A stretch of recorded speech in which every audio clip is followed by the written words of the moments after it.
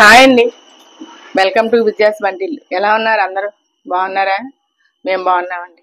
ఇవాళ మనం చేయబోయే రెసిపీ కొబ్బరుండలండి, బెల్లం కొబ్బరుండలండి. స్టార్ట్ చేద్దాం మరి. కప్పు కొబ్బరికూర ముందు స్టవ్ వేసుకుని కప్పు కొబ్బరికూర అండి. ఈ కప్పుతో కొబ్బరికూర ఇలా కోరుకోవాలండి. పట్టికాయ అయితే బాగుంటాయండి. ముదరకాయలు అయితే అండి ఇంకా బ్రౌన్ కలర్ ఉంటుంది కదా, తీసేసుకోవాలి. ఇది కొబ్బరికూరతో కోరిందండి, మిక్సీలో వేసింది కాదు. ఇది కొంచెం ఇలా పొడిగా వేపుకోవాలి. వేసుకుంటే నెయ్యి వేసుకోవచ్చండి మీరు, కానీ నెయ్యి వేయట్లేదు. ఇలా పొడిగా వేపుకోవాలి. ఈ 3 చెప్పులు తీసుకుంటే ఇంత కొబ్బరికూర వచ్చింది. సిమ్లోనే పెట్టుకుని వేయించుకోవాలి.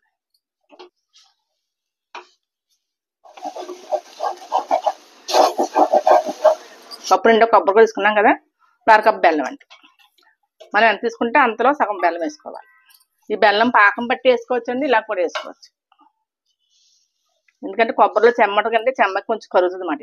దగ్గరుండి ఇలా కలుపుతూ ఉండాలండి. మనం పొయ్యి మీద పెట్టి బయటికి వెళ్ళకూడదు.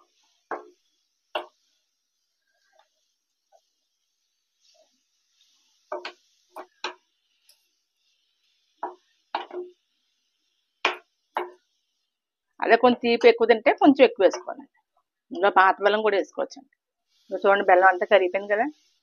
ఇంచుమించు అరగంట పైన పడుతుంది టైం మనకి. ఎందుకంటే సిమ్లో చేస్తాం కదా, అలా మనం అరగంట 40 నిమిషాలు పడుతుంది. చూడండి, కొబ్బరి పెనాన్ని వదిలేస్తుంది కదా, ఇంకొంచెం అవ్వాలన్నమాట. ఇది కొంచెం ప్లేట్లు వేసి చూద్దామండి. ఉండ అయిందంటే ఇది చల్లగా కొంచెం ఉండగట్టి చూద్దాం. చూస్తే ఇది ఉండైతే ఇది అయిపోయింటే లెక్క. ఇంకొంచెం రావాలండి. అవ్వట్లే కదా ఉండ, ఇంకొంచెం రావాలి.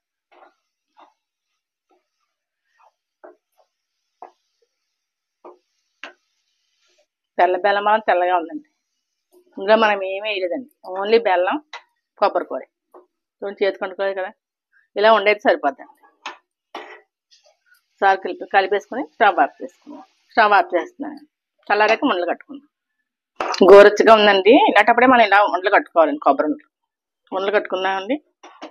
దీన్ని పెట్టి మన సైజుని బట్టి మన ఇష్టం ఎంత కావాలో అంత కట్టుకోవాలి.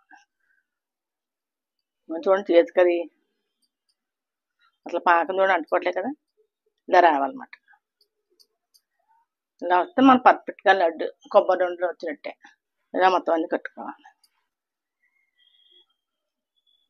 చూడండి, చేతికి చూడండి, పాకం లేదంతా ఆయిల్ కొబ్బరి నుంచి చెమ్మండి.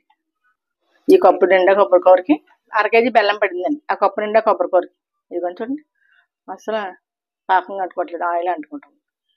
నేను చెప్పినట్టు కూడా మీరు చెయ్యండి, చక్కగా వచ్చేదండి.